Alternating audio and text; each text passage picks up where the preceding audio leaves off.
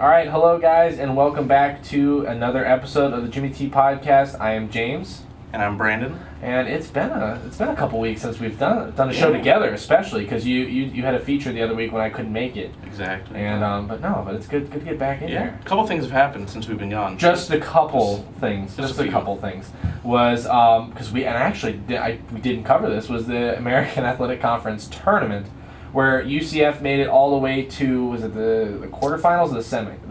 Semis. They made it to the semis, and they lost to SMU, and it was a couple good games, had some good performances, and that unfortunately ended their NCAA tournament bid hopes, which we'll get into with another episode. We'll talk about March Madness and our whole tournament competition and everything.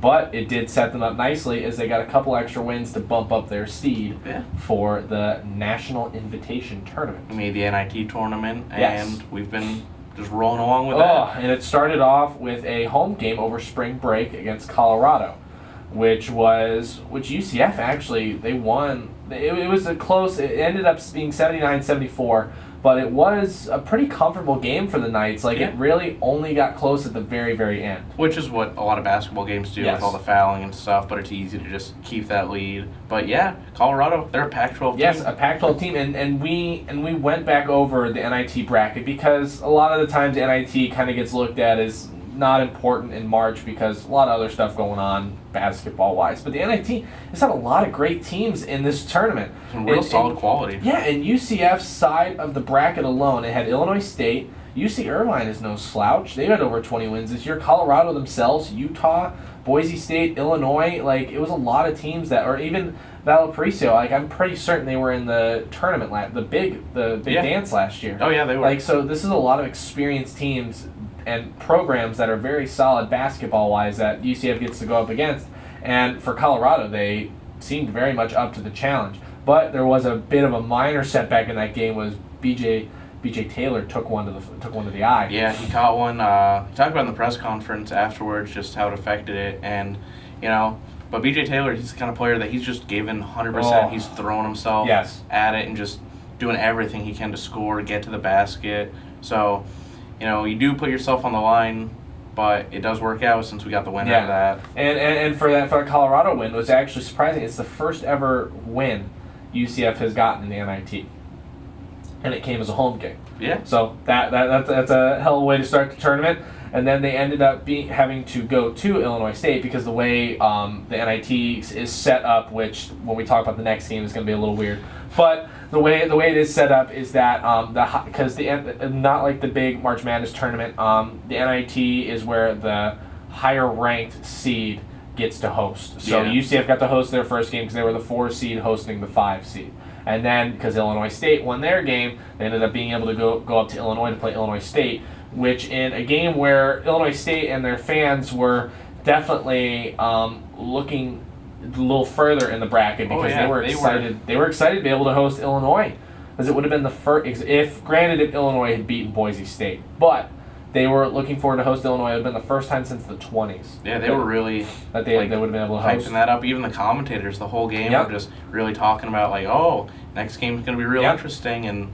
Yeah, and I'll even say that the way Illinois State came out and started the game, they didn't play that way. They didn't look like they were looking forward to anything. They looked like they were looking forward to beating the crap out of UCF because that's what they did in the first half especially. It opened up on a 14-1 run. Which, I don't know, a lot of teams, just that mindset, the mentality, having the momentum going against you, it's so easy to just count yourself out of it. But it was a nightmarish start to the game, and it seemed like no one for the Knights had woken up and didn't even know what they had been hit with because it just seemed they were out of nowhere. It didn't look good at all. But I give them because it said we've talked a lot about the impact of Coach Dawkins, but at the end of the day, he can only say so much and tell them what to do. This game was a big thing from the players' standpoint that mentally they were able to fight their way back into this game just piece by piece, chopping down the lead a little bit going into halftime, and then coming out and really just making a push to make it a game. Yeah, I agree. I completely think that Dawkins had a huge part in it because,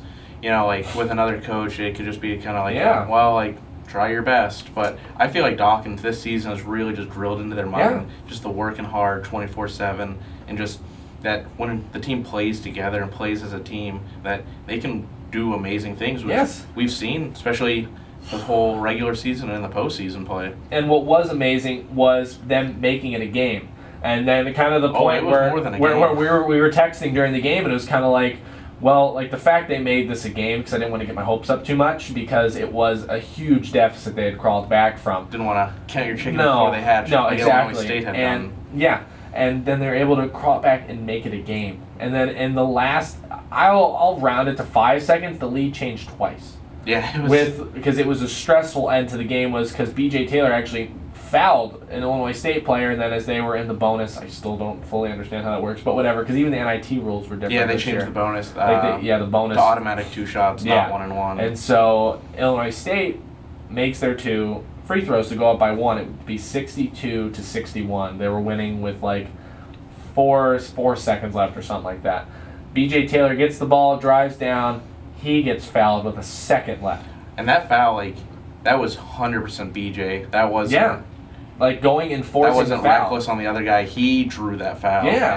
And then I don't, like, if put in that scenario, like, he's the only person on the team that would have wanted to have taken that 110%. I'm sure there are some guys, Matt Williams would have happily taken it, but he was the one who wanted to have that last shot. He's the one that can draw, and he's the one that is the whole season. He's been our guy. He's been the clutch guy. He's been winning it for us. Yeah, and he knew what he had to do.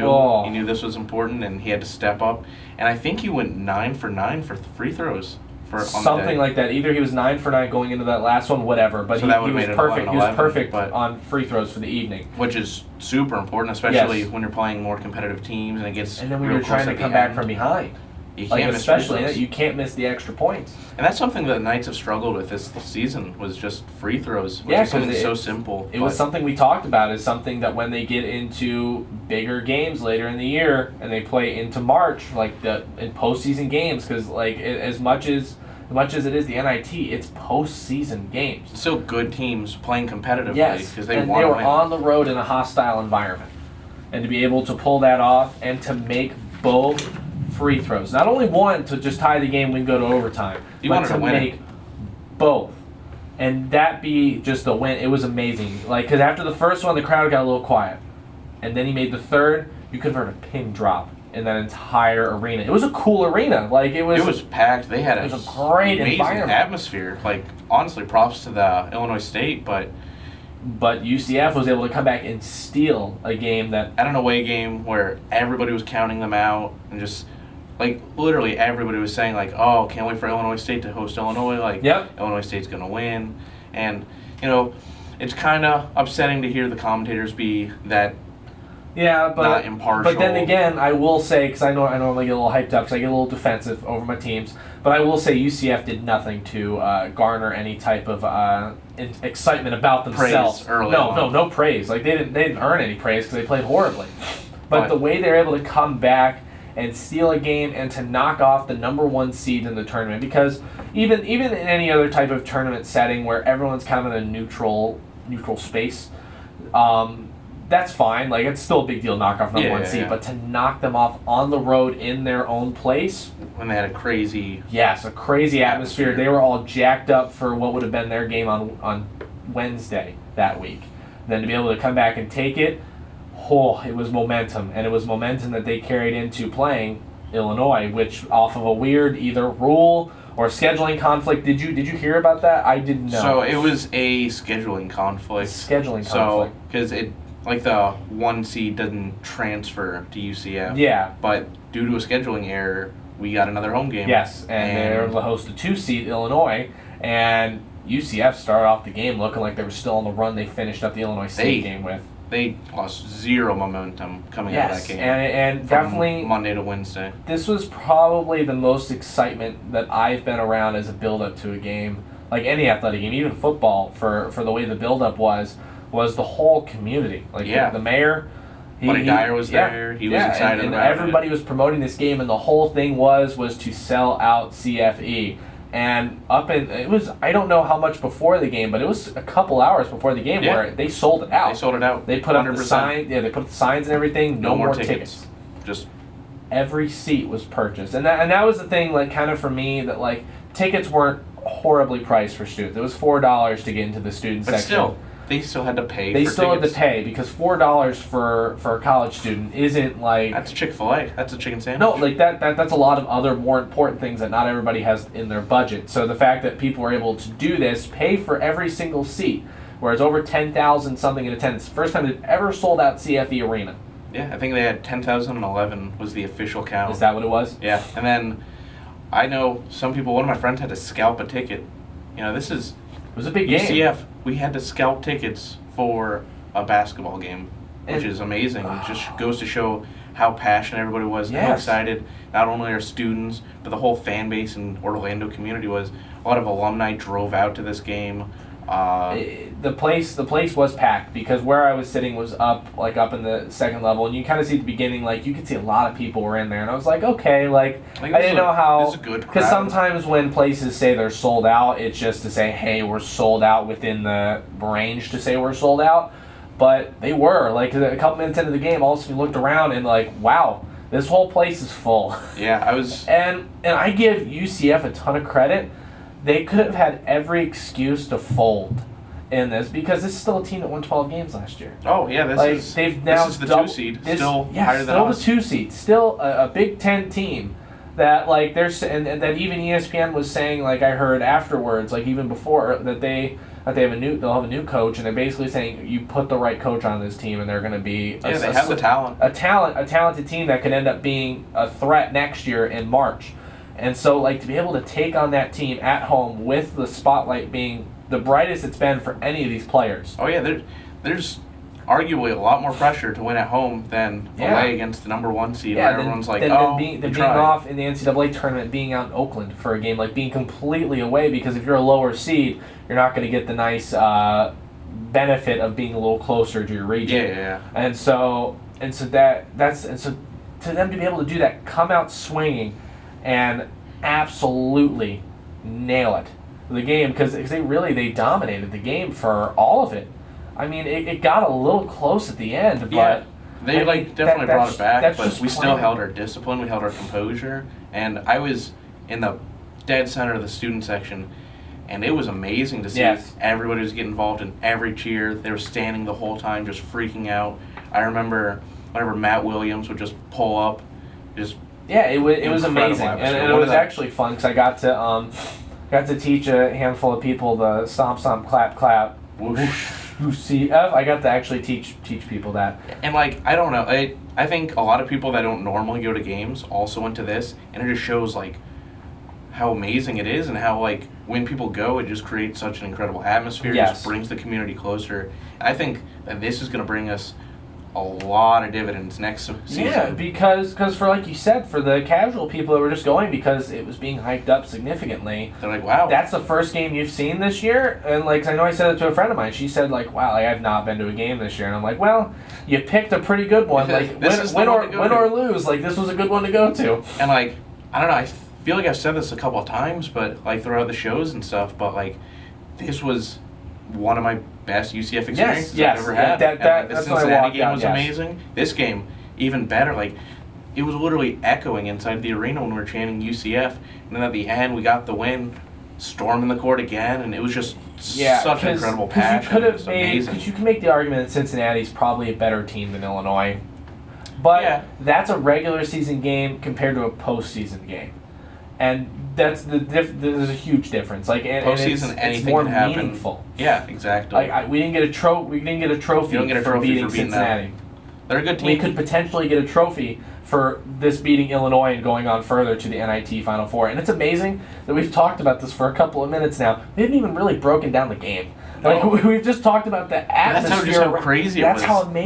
That's how amazing what they did to be able to do this. And to kind of break down the game was Matt Williams was the person who really led the charge, coming out swinging. He shot a ton of threes. He missed the first couple. It was kind of back and forth for a little bit. Then they started making. 2 minutes in, it was still tied, or they might have. It was only a handful of points to another handful of points. It wasn't a lot. And then Matt just started went 3 for 3 from the 3. And it was amazing. It was kind of everybody's strong suit was kind of what came to play. Was Matt Williams was providing just that hustle, and the threes were hitting. They were just dropping. Then BJ Taylor, he's not human. Like it's funny. It's amazing to see a player that refuses to let a team lose. And so even when we talked about like the Illinois State game was close, and he was the one who made huge shots in that game, and then for this game as it started to get a little close, he made huge shots in this game. Yeah. He's been the player of the tournament for the Knights. Hands why? down. And he could end up being, if there's an MVP or something for this tournament, it's going to be him. I would be surprised if he doesn't win it at this point, just because he's the way he carries the team, and not even that the team's falling behind or lacking, because everybody's playing amazing. Like we said, Matt Williams was shooting out of his mind. AJ Davis had a huge game. He had a little bit against Illinois State, but this was the game that I kept banging the table, calling for him to have this past season. He was great. Because that's what we saw last year from him. That he was able to be a very dominant player and provide a lot of big plays, and it wasn't in spurts. This was the whole game. He had a lot of huge plays. He even made SportsCenter for it. Yeah. That was incredible. Massive block. At the Illinois State game, he was number 7 play. He just swatted that thing. Yeah, and it's just exciting that like these guys are starting to have these big games when you need them. And I was just so happy because he even started making the 3. Yeah. Like I just was so just a beautiful shot. Incredibly happy for him. And then what we'll get to for the final person who probably had his best game as a UCF Knight was Taco. Yeah, Taco. He's been improving consistently this whole season, but this was this was his game, and especially on a national scale to be able to do this, and that's something for him that if he's able to put together another good year or two, could be talking being drafted. Yeah. Maybe if he really, really jumps, be a lottery pick. Maybe. He does have the size, and he's shown the development. You see players in the NBA that like started playing real late, like he did. Like Joel Embiid, he started playing basketball at 15 years old. So not like he's been playing it for a while. So if he continues to develop like he has, especially under Coach Dawkins, who's gotten to play with some incredible big men, like. I mean, for him, I think the biggest change for him has to have been, I mean, you can see it in his minutes. Like, I mean, obviously when you visibly watch him play, it's a night and day difference between him last year. Oh yeah, he's got so much stronger and confident. And then to see this year, you can see in his minutes, he's fantastic. He's averaging about a double-double also. And it just is very nice to see because we're fans of these guys. Yeah, I love all the guys. We love seeing these guys, and to see them perform on such a high level and nail it. It's like seeing like your friend just do something amazing. You're just so proud of them. Just get that emotion. Yeah, and it's like you did it, and it was amazing to be there, and I'm very thankful that I had the opportunity to be there. Honestly, I can't think of a more important or just like a cool experience to be a part of at UCF, and I don't know. It's just when you feel a part of a community like that, you just feel like you're part of something much bigger and just so amazing. And it was just so great, like standing on the court, high-fiving people that you don't know, singing the alma mater. It's just, I don't know, just a bond, and that's something that's going to stay with me. No, of course. It was an amazing experience, and the best thing about this is they are not done. Far from it. At all. They get the ultimate goal of being able to go to Madison Square Garden. The Big Apple. Yes, to be able to play. Dawkins was holding it up. Yes, and that was one thing we'll touch on real quick before we get to Final Four and we talk about that for the NIT. That was an amazing moment with him getting up into the student section and talking with that apple. In the middle. That's something that like, wow, like that's my coach. Like that's awesome. Like he loves UCF and like that's just passion and like just love that I never saw from Donnie Jones and just wants us to win so bad, and he believes in the program, and now he's seeing that everybody else believes in it too and what he's doing. And when he was just in the student section just talking, and I don't know, I just felt like he really cares. And because there's something like you can go into your press conference and say like, wow, like we need to thank the fans. The fans were great. Like or make like a video, like go to with the marketing team and do a video for like thanks fans for coming out. But to go up into the student section with everyone around you, like not that they really gave him space, like they were all next to him to talk, they were to best do friends. that, and then of course to have that visual of the apple just holding it up, like that's an amazing thing, and that's. I feel like we've said this too many times, like this is going to be that moment. But like, that's going to be those visible things like for his own coaching career. And even UCF basketball, like that's going to be one of those pictures, one of those moments. It's iconic. That's really what it is, and to be able to be like, I was right in front of that, like, awesome, like, yeah, it was cool. I even found myself in the picture. Yes, I remember you sent me that, and you're like, there I am, like, just zoom in. But it was just amazing, and then, as we did say it, Big Apple, they're on to it, and to the Final Four, and I will say, I'm not gonna give you the hot take, like, just like, I'm just gonna say, this isn't breaking news. No, but like, if I'll go on a limb and say it. I say that if Friday morning we're not waking up celebrating an NIT championship, I really think UCF has themselves to blame. Because the Final Four, as it stands, is UCF, TCU, which will be the game on Thursday. That's who we played first. The game on Tuesday, which is, if you're watching this, that's tonight at 9. And then the earlier game at 7 tonight will be Georgia Tech and CSU Bakersfield. I think it's Cal Bakersfield or something like that. Yeah, I think so. I think that's what it is. Like, it's not teams that they've played better teams and they've beaten this tournament. The past two teams, like the past 3 teams they've beaten are better than all of these teams, especially TCU. But it's something that if they're able to go on and do it, then it's very favorable for them to at the very least be playing on Thursday. And I think one of the most exciting things for the guys is they get to play at Madison Square Garden, which is one of the coolest arenas in sports. It is one of those great houses of sports, especially. There's few places that like just come to mind when you think of those classic. Yes, those big places, like a big stage. And in New York City, Madison Square Garden, and just prime time. And I think, honestly, with the momentum that we had, the way we came out in the last game, we're just going to come out hot. I'll say it again. Like, I really think that this is completely on them. They should be, whether or not they are the favorites, but they should be, for the way they've played and the teams they've beaten and then the fashion they've beaten. Oh, nobody looks better than us. I don't think anyone can look better, because it just is. I just really think it's up to them, and it's exciting to be able to say that. Like, you know what, it's up to them, and then we'll kind of, before we wrap up basketball, I felt after the game when I was in my car in horrible traffic after the Illinois game on Wednesday, which is great. Yeah, it was fantastic. There's so many great people to have that you had to have, and I kind of had this moment where I felt very rewarded, because not that anybody, probably maybe a handful of people watching this were the podcast before we did it as it is now, which we did celebrate 6 months of this current format, which is very exciting for the show. And back last spring when I did it, where it was strictly audio podcast, I was frustrated. I may have spoken it a little bit, but I was more kind of my own self that it was like I wanted Donnie Jones to get fired, because it seemed like there was a lot of talent on this team and they weren't performing. And I know I can say that because I'm gonna be a little bit more favorable of my team, but like, it just kind of seemed like there are players that, like, why aren't you getting more out of these guys? Because it seems like they have a lot of potential to be very, very good, even great. And honestly, and then kind of sitting in the car Wednesday, keep mixing up my days. Wednesday, it was like, you know what? No, I was right. Like, actually, I was. We have the potential. Yes. We have the talent.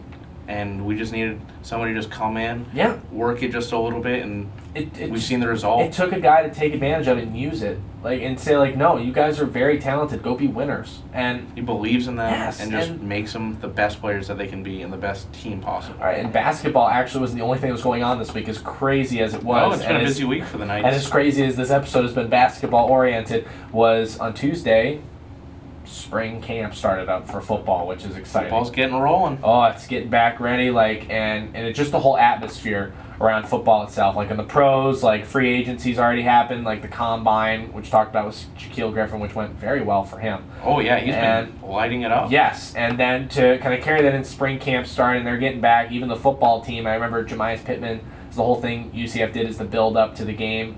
The Illinois game was like whether or not you were in. And Jemias Pittman said, we're in for the football team. And I actually did see Jemias at the game. Yeah. So, but yeah. It was really cool. I just seeing the whole team and stuff going out. So it was good to see that support from football, and for them to say, hey, you should win games too. Like, let's do that. Let's winning record this year. Let's both push for winning record this year. Let's do it. But no, it's exciting. That's back. So spring game's going to be here before you know it. Yeah, that's going to be right around the corner. Very quickly. Oh, they said Lauren Elena is going to be performing at the UCF Festival. So I'm excited. I'm excited. I'm going to miss the Jimmy Buffett cover band from last year, but That's just to each their own. but no, that is exciting. And then also this week, as we did talk about the pros, was UCF had their pro day. Yeah. Which, for people who don't know, is we talked about the NFL Combine, like, and Shaquille Griffin got invited, all the top players, your Dalvin Cooks, your Leonard Fournettes, your Christian McCaffreys, all those guys, they got invited, they got to go. And then the pro day also serves as, for the people who did go to the Combine, as like a makeup day, where they kind of get to kind of look, if something they lacked in, they get to show, hey, I did a lot better in this. Like, I can work to improve. Exactly. And then even for people that I actually saw participated, Justin Holman, it's for people that are going there to see Shaquille Griffin could see, wow, I actually like this. I actually like this Justin Holman guy. Like, let's maybe we should need to watch more tape on him. So that's kind of what a pro day serves as a makeup for the people who are at the Combine, and then also for the people that didn't go. This is their chance to get eyes on them. And I think it's big, especially with the success of Griffin. You know, a lot of people are coming out and watching him, and that's how it really is from high school to college. Is that it just takes one good player to get recruited by someone, and that's how everyone else gets recruited. Yeah, I've seen it happen, like you said, at the high school level, college level. That's a big thing. Like, you just have one stud player that gets one scout out there to be like, wait, like, this guy's really good, or a couple scouts be like, whoa, I didn't even notice that guy. Like, hey, like, that kid's got a lot of potential, and you can even get like younger guys getting some looks and like, hey, like, this team can play. And that's what a pro day serves as, is when you're able to get a guy like Shaquille Griffin, who actually was an incredible story I saw this week. He's jumping up draft boards significantly. And that's great. Like, I'm excited for him, and it's got to attribute to his great Combine performance. He was a late invitee to the Combine, which actually, because I think we talked about this on an episode, was that because they changed some of the rules for being able for people to go to the Combine, because that certain people like your Joe Mixon's and who's the quarterback from Ole Miss? What's his name? Chad Kelly. If you had any type of like issues, like off the field, like law stuff, like you basically weren't allowed to go. Which Mixon, if you don't know, don't look up the video. So that's why certain guys like that weren't invited. So that led to people like Shaquille getting an invite, and it ended up being a huge deal for him because it ended up. Maybe it did better than him getting drafted. May have gotten him drafted. May have gotten drafted even a little higher than he would have. And so that's exciting for him, and it's exciting for UCF because it's going to kind of look to see for. I actually saw one of the position coaches for UCF tweeted this out today with the whole story that NFL.com did on him. Was basically saying like he's just going to join a bunch of Knights in the cornerbacks in the NFL. We produce some very solid players. Come here and you can be like him and go to the NFL. Yeah. And that's a great selling tactic, like we've talked about, wins, like getting recruits to come, but then also sending people off to the next level and being like, look, you can come here and get a lot of great stuff, and we can prepare you for the next level. Like, it just shows that we're serious about developing and producing wins, especially under Coach Frost and all the amazing coaches that he's brought in under him, that we produce incredible talent, we send people to the next level, and then they have success there. Yeah, and that's a great thing, and it was exciting to see because, first off, I like finding out that someone's like a UCF player. Like, I was really excited for the Bucks. Josh Robinson, who we signed back, who's a special teamer guy for us, he's a UCF guy. Yeah, like, so I'm always excited to find Knights in the NFL, but then to see that we can send off people that we've seen here perform well and be like, that's awesome. Like, the guy we thought was great here, he's able to translate and be able to go play. And bring him to that next level. That's a lot of great stuff, and that's something that we'll definitely break down possibly in features after the draft. Maybe that's something we can do if he gets drafted. Yeah, we can talk about that and other features, like we'll talk about our March Madness brackets in a different feature. And it'll be a little sad for. We'll discuss those and a bunch of other stuff, but definitely look forward to our videos on YouTube and at UCF365.com. Don't forget to check us out all on social media. It's been a good episode this week. It was going to be a little long when we knew that. But we missed a lot of exciting, incredible things. We've been off a couple weeks, so we needed to catch back up. Bring it back to speed. Hopefully this next episode, next week's, we'll be celebrating an NIT championship. Oh, fingers crossed. Knock on wood. I got all the faith in the world in our Knights to pull it out. Well, it'll definitely be something to check out and spend another episode of the Jimmy T Podcast. I'm James. And I'm Brandon. We'll see you next time.